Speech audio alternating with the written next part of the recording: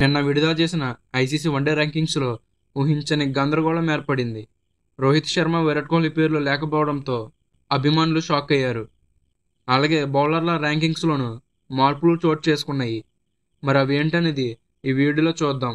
ఈ వీడియోని ఎండ్ వరకు అయితే చూడండి.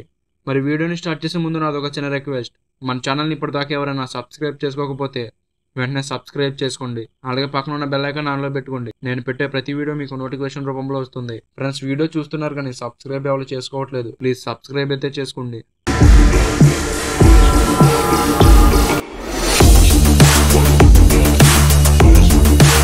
ఐసీసీ తాజాగా విడుదల చేసిన వన్డే ర్యాంకింగ్స్ పెద్ద చర్చకు దారితీశాయి. టీమిండియా లెజెండ్స్ రోహిత్ శర్మ, విరాట్ కోహ్లీ పేర్లు అందులో లేకపోవడంతో అభిమానులు షాక్ అయ్యారు. ఇప్పటికే టెస్టులకు, టీ20లకు రిటైర్మెంట్ ఇవ్వడంతో నిరాశతో ఉన్న ఫ్యాన్స్ ఐసీసీ చేసిన చర్యకు స్టన్ అయిపోయారు. కొంపదీసి వన్డేలకు కూడా రిటైర్మెంట్ పలుకుతున్నారనే ఊహాగానాల్లో మునిగిపోయారు. దీనిపై ఐసీసీ తాజాగా స్పందిస్తూ తమ తప్పును ఒప్పుకుంది. కేవలం ఇది సాంకేతిక లోపం కారణంగానే రోహిత్ శర్మ, విరాట్ కోహ్లీ పేర్లు మిస్ అయినట్లు తెలిపింది. ఈ వారం విడుదలైన ర్యాంకింగ్స్లో కొన్ని సమస్యలు గుర్తించాం, వాటిని పరిశీలిస్తున్నామని ఓ ప్రకటనలో ఐసీసీ పేర్కొంది. ఐసీసీ స్పందన అనంతరం రోహిత్, కోహ్లీ పేర్లు తిరిగి జాబితాలో చేర్చారు. తాజాగా వచ్చిన లిస్టులో రోహిత్ శర్మ నెంబర్ 2, అలాగే విరాట్ కోహ్లీ నెంబర్ 4 స్థానాల్లో ఉన్నారు. ఇక ఐసీసీ వన్డే బౌలర్ల ర్యాంకింగ్స్లో team India chinaman spinner Kuldeep Yadav ఒక స్థానం దిగజారి 3వ స్థానానికి చేరుకున్నాడు. South Africa spinner Keshav Maharaj ఆస్ట్రేలియాపై కేఎన్స్లో జరిగిన వన్డేలో 5 వికెట్లు తీసుకొని player of the match award అందుకున్నాడు.